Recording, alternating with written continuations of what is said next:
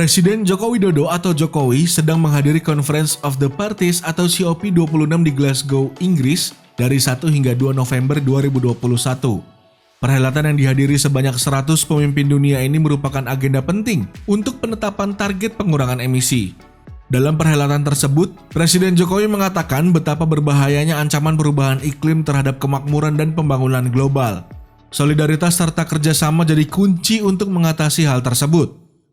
Perubahan iklim adalah ancaman besar bagi kemakmuran dan pembangunan global. Solidaritas, kemitraan, kerjasama, kolaborasi global merupakan kunci.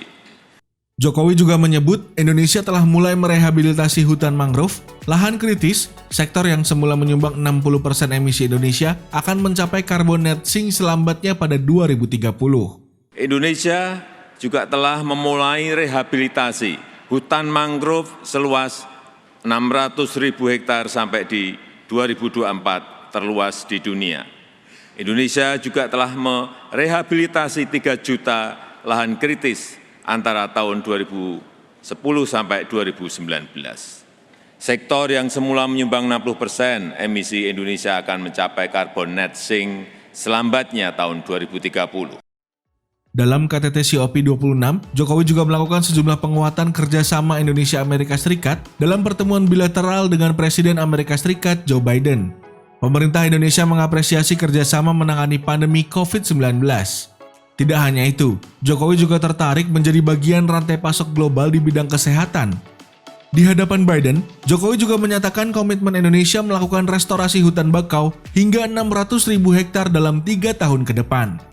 Adapun 9 hal penting yang menjadi topik hangat dalam perhelatan COP26 sebagai berikut. Pertama, COP26 bisa jadi kesempatan terakhir untuk hentikan pemanasan global. Kedua, Inggris akan menyusun agenda dalam 4 fokus, yaitu isu-isu batubara, kas, kendaraan, dan pohon. Ketiga, sebagian negara sudah menyusun strategi untuk meningkatkan target dekarbonasi. Keempat, negara berkembang butuh bantuan. Pada perjanjian Paris, negara kaya telah bersumpah untuk menyumbangkan 100 miliar US dollar per tahun pada 2020 hingga 2024 pada negara berkembang. Kelima, semua mata tertuju pada China. Batu bara menjadi bagian utama sumber listrik bagi China. Keenam, akhir dari jalur batu bara. Para ahli mengatakan bahwa batu bara sudah berada di titik terakhirnya. Keuangan internasional mengering dengan cepat untuk proyek-proyek baru, sementara proyek-proyek yang sedang berjalan sudah berisiko terdampak di masa depan. Ketujuh, metana jadi agenda. Diharapkan bahwa lusinan negara akan menandatangani fakta yang dipimpin oleh AS dan Uni Emirat untuk mengurangi emisi metana di konferensi tersebut.